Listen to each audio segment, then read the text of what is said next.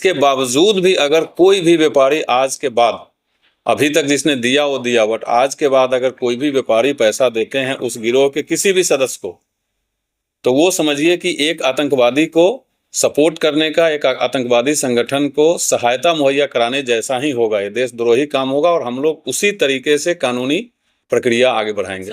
पैसा कलेक्शन होता है, वो पैसा कलेक्शन का इन्वेस्टमेंट का कई तरीका है। कुछ वो अपने खर्चे के लिए दुबई मंगवाता है, जो कभी हवाला के थ्रू से, कभी बिटकॉइन के माध्यम से, और कभी direct account to account transfer भी करवाया जाता है। बाकी के जो बचे हुए पैसे हैं, धनबाद के ही कुछ बिजनेसमैन हैं जो उसके अपने व्यवसाय में उसका पैसा लगाते हैं, जमीन में पैसा लगाते हैं। बहुत सारे जमीन का कागज का डिटेल्स भी हम लोगों को मिला है, जो यहाँ किसी अन्य के नाम पे जमीन खरीद के रखा गया है। जो शुरुआत इस गैंग की हुई थी वो जमीन की खरीद बिक्री से ही हुई थी, झगड़ा भी उसी से हुआ था। आपस में जब झगड़ा हुआ तो वो भी जो 2-3 मर्डर थे उसके कारण हुआ था। तो आज के डेट में कई ऐसे प्लॉट्स हैं जिसमें प्रिंस खान के द्वारा उगाही गए पैसों को लगाया गया है। कई ऐसे ज़मीन के कारोबारी हैं, इनफैक्ट 1-2 बिल्डर का भी नाम आया है।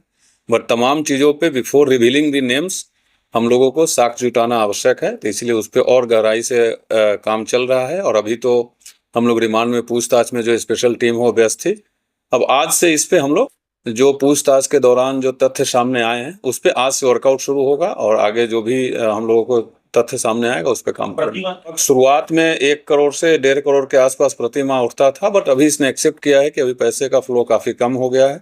लेकिन अभी भी पांडरपाला, वासेपुर के कई लोग हैं, धनबाद के कई बिजनेसमैन हैं जो इफ़ नॉट एवरी मंथ लेकिन कभी कभी इसको पैसा पहुंचाते रहते हैं। इनफैक्ट दिसंबर माह में ही एक बिजनेसमैन के द्वारा 20 लाख रुपए देने की बात आई है।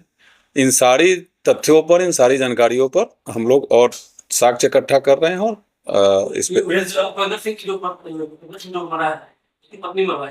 जितने बिजनेसमैन हैं उनसे मेरा विनम्र अनुरोध है कि आपको अगर किसी प्रकार की कोई धमकी आती है, आपको अगर किसी प्रकार से डराया जाता है, तो 24 घंटे पुलिस आपकी सुरक्षा के लिए तैयार है। ये बात मैंने कई बार बोला है।